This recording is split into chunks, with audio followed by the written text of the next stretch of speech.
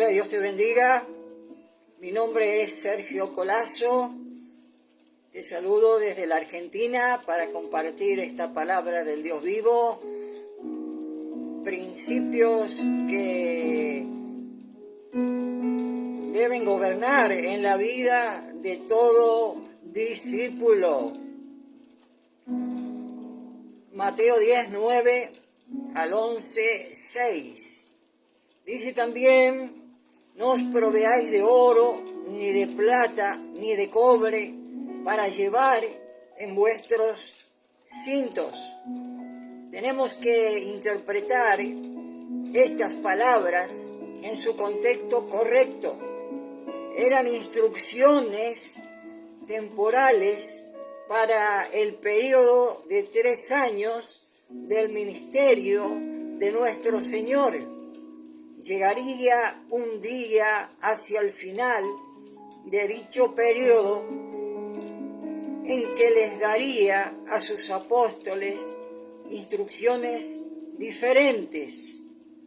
Como vemos en el libro de Lucas, capítulo 22, 35 y 36, dice: y les dijo: cuando os envíe sin bolsa, ni alforja, ni sandalias, ¿acaso os faltó algo? Y ellos contestaron: no nos faltó nada. Entonces les dijo: pero ahora el que tenga una bolsa, que la lleve consigo. De la misma manera también una alforja, y el que no tenga espada, venda su manto y compre una. Y el apóstol Pablo escribió en su primera carta a los Corintios, capítulo 9, así también ordenó el Señor que los que proclaman el Evangelio vivan del Evangelio. En este escrito, el apóstol trató extensamente el tema del predicador. Por eso, en nuestra época, Dios espera que apoyemos ministerios y actividades cristianas.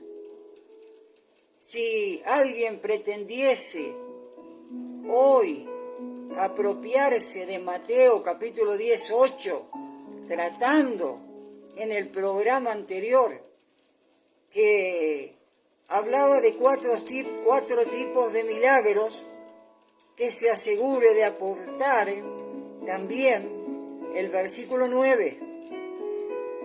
Ahora observemos otras instrucciones que nuestro Señor dio a los 12 antes de enviarlos a cumplir su misión. Leamos los versículos 11 al 15. Dice: y en cualquier ciudad o aldea donde entréis,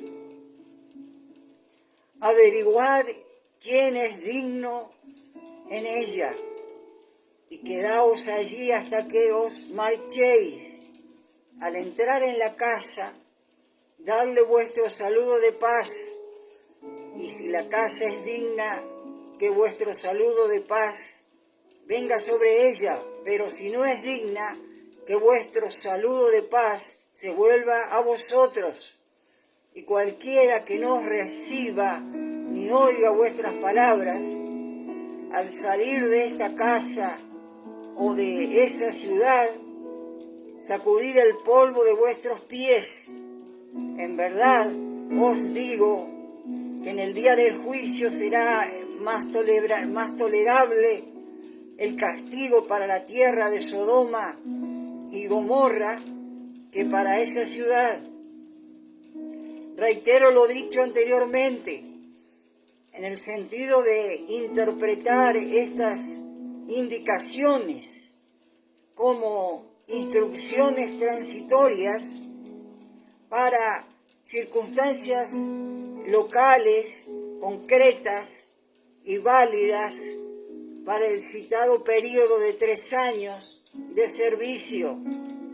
Está claro que no es nuestra misión en la actualidad ni la actitud requerida a los misioneros modernos. En el principio o en el próximo capítulo veremos lo que le sucedió a alguna de estas ciudades que fueron juzgadas. Leamos el versículo 16, que nos introduce al párrafo que explica lo que deberían esperar los 12. Mirad, yo os envío como ovejas en medio de lobos. Sed astutos como las serpientes e inocentes como las palomas. Habiéndoles hablado de la situación local, el Señor les presentó a aquellos hombres algunos grandes principios para desempeñar la misión de ser testigos suyos. Estos principios son válidos para el tiempo y para la eternidad y son verdaderamente apropiados para nuestra época. El Hijo de Dios debería ser sabio como una serpiente y tan inofensivo como una paloma. Resulta ser una cosa sin ser la otra.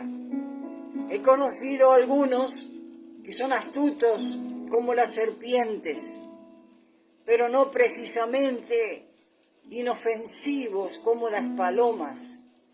Otros son crédulos, inocentes como la paloma, pero les falta la sabiduría de la serpiente. La serpiente es peligrosa y la paloma está siempre en peligro. Así que debemos cambiar ambas cualidades. Continuamos leyendo los versículos 17 al 20. Pero cuidado de los hombres, porque os entregarán a los tribunales y os azotarán en sus sinagogas, y hasta seréis llevados delante de gobernadores y reyes por mi causa, como un testimonio a ellos y a los gentiles. Pero cuando os entreguen, no os preocupéis de cómo o de qué hablaréis, porque a esa hora se os dará lo que habéis de hablar, porque no sois vosotros los que habláis, sino el Espíritu de vuestro Padre que habla en vosotros. En aquellos tiempos, estas cosas le sucedían a aquellos que servían a Dios.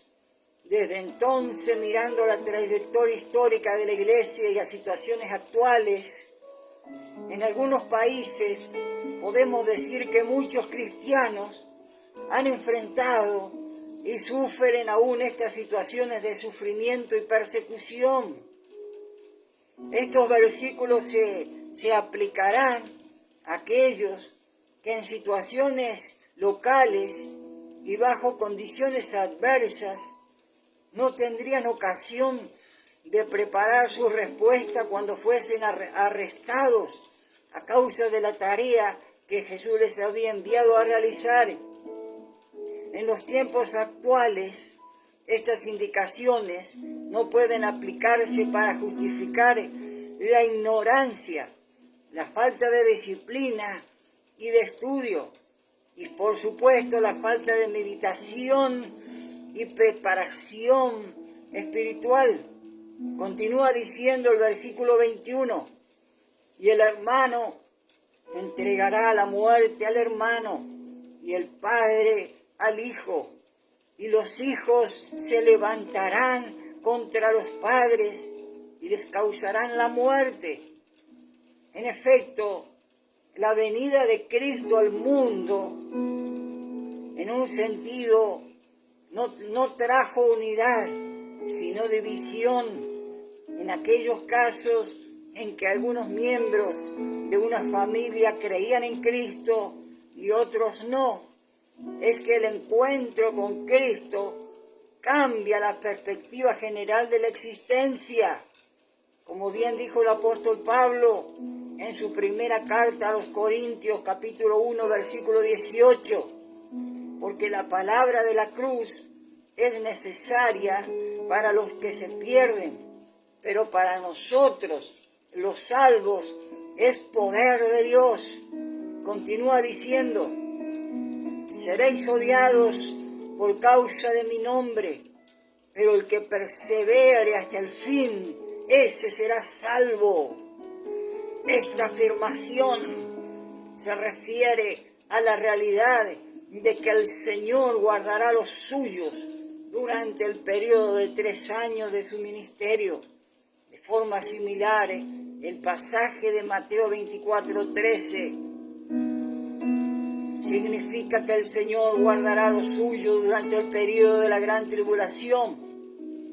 Como veremos al estudiar el capítulo 24, el versículo 23 añade, pero cuando os persigan en esta ciudad, huid a la otra, porque en verdad os digo, no terminaréis de recorrer las ciudades de Israel antes que venga el Hijo del Hombre. Observemos que dice, las ciudades de Israel antes que venga el Hijo del Hombre, lo cual significa que no serían capaces de alcanzar todas las ciudades de Israel antes que Él fuese manifestado a la nación. Y había mucha división entre los judíos acerca de Él. Cuando les preguntó a sus discípulos, ¿quién dicen los hombres que es el Hijo del Hombre? Los suyos le dieron diversas respuestas. Cada uno tenía su propia opinión sobre Él. Y aún en nuestro tiempo, Jesús es la persona más polémica que ha existido en el mundo. Llegamos ahora al párrafo que expone los principios que debían gobernar la vida de los discípulos. Aquí el Señor Jesús les presentó a sus hombres instrucciones de carácter general, aunque estos grandes principios se interpretan como dirigidos a los 12 apóstoles. Tú y yo podemos indudablemente aplicarlos a nosotros. Leamos el versículo 24. Un discípulo no está por encima del maestro, ni un siervo está por encima de su Señor. Tenemos que recordar que representamos al Señor Jesucristo y por lo tanto Él debe estar colocado en primer lugar. Si no fuese así, tendríamos problemas en nuestra relación con Él. El versículo 25 añade, le basta al discípulo llegar a ser como su maestro y al siervo como su señor. Si al dueño de la casa lo han llamado Belcebú, cuánto más a los de su casa.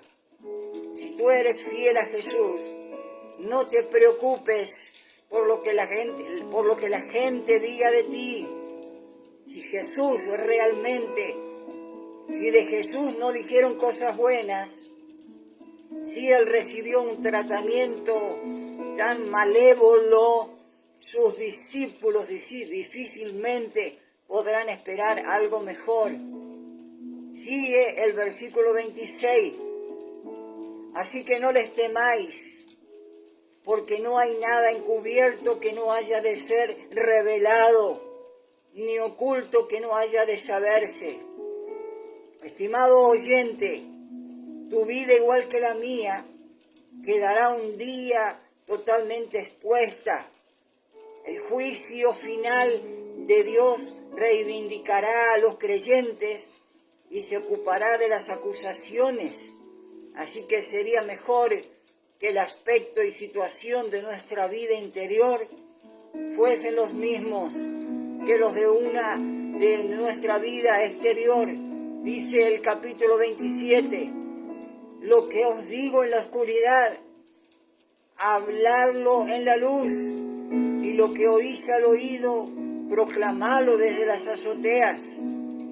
Siempre he pensado que la radio es el mejor medio para predicar desde los tejados. Poniendo una antena allí puedes captar las estaciones de radio más lejanas. Este es pues el medio tan efectivo que utilizamos hoy para proclamar el mensaje de las buenas noticias del Evangelio. Veamos los versículos 28 al 31. Y no temáis a los que matan el cuerpo, pero no pueden matar el alma. Más bien temed a aquel que puede hacer perecer tanto el alma como el cuerpo en el infierno. No se venden 2 pajarillos por un cuarto, y sin embargo ninguno de ellos caerá a tierra sin permitirlo. Nuestro Padre, y hasta los cabellos de nuestra cabeza están todos contados. Así que no temáis, vosotros valéis más que muchos pajarillos.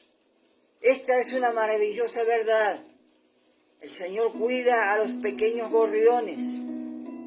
¿Los has contemplado alguna vez y pensar que no hay ninguno de ellos desconocido para el Señor? ¿Cuánto nos ama el Señor que hasta conoce los cabellos de nuestra cabeza? Nunca te encontrarás en un lugar, por más remoto que sea, que esté fuera del alcance de su mirada. Veamos los versículos 32 y 33. Por tanto, todo el que me confiese delante de los hombres, yo también le confesaré delante de mi Padre que está en los cielos. Pero cualquiera que me niegue delante de los hombres, yo también lo negaré delante de mi Padre que está en los cielos. Resulta razonable pensar que si hemos aceptado al Señor Jesús como nuestro Salvador personal del pecado, lo reconoceremos en público y siempre que se considere necesario, estaremos dispuestos a dar testimonio de Él. Este proceder haría que el Señor reconociera a sus siervos delante de su Padre, pero no confesarlo provocaría su negación de ellos, de los 12 apóstoles originales. Solo uno, Judas Iscariote, cayó en esta última categoría. Leamos los versículos 34 al 37. No penséis que he venido a traer paz a la tierra. No vine a traer paz, sino espada, porque vine a poner al hombre contra su padre, a la hija contra su madre, y a la nuera contra su suegra. Y los enemigos del hombre serán los de su misma casa. Estas palabras no constituyen una negación del pacifismo, sino el reconocimiento de una realidad, porque hasta que toda la injusticia sea erradicada y suprimida de esta tierra, la persona de Cristo causará enemistad de Satanás y la batalla proseguirá. En su primera venida, Cristo no vino a traer paz. El pecado aún existe en el mundo y mientras permanezca sobre la tierra, Dios dice que no habrá paz para los malvados. Por causa de la predicación del Evangelio, se han dividido familias y se han separado hermanos. Hay unidad entre los creyentes, pero esa misma unidad marca una división entre ellos y el mundo no salvado. Pasemos los versículos 37 y 38. El que ama al padre o a la madre más que a mí, no es digno de mí. Y al que ama al hijo o a la hija más que a mí, no es digno de mí. Y el que no toma su cruz y sigue en pos de mí, no es digno de mí.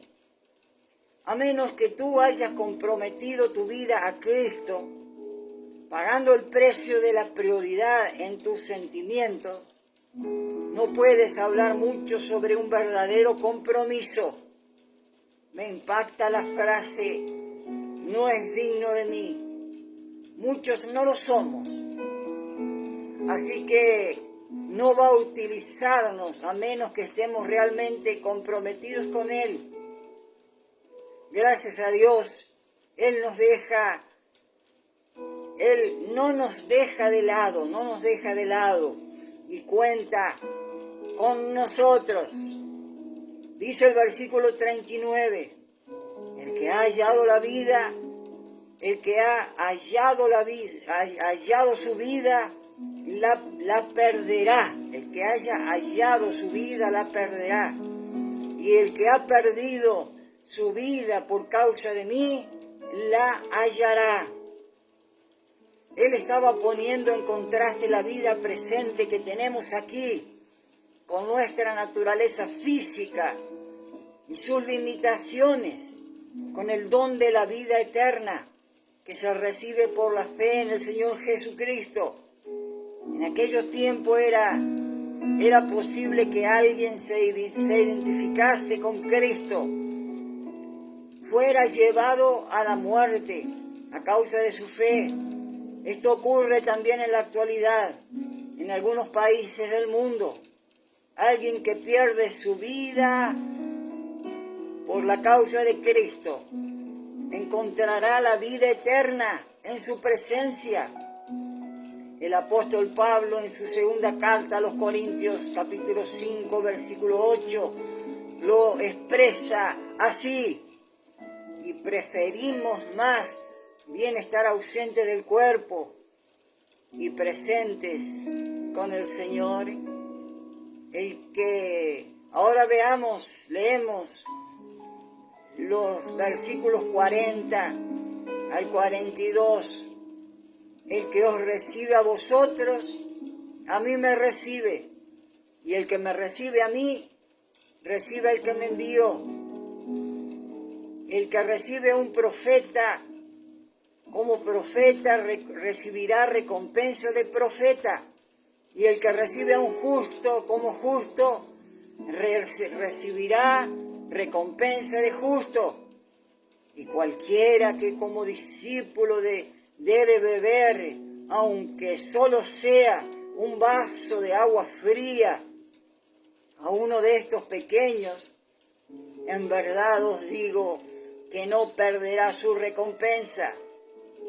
En el Evangelio según Juan, el Señor Jesús clarifica esta sección cuando dice que el mundo le odió y va a odiar también a los suyos. ¿No deberíamos nosotros ser más populares en el mundo de lo que Jesús fue? La medida de la lealtad y fidelidad a Él se ve por las recompensas aquí mencionadas. La recompensa iba de acuerdo con la acción realizada. Mateo 11, del 1 al 6.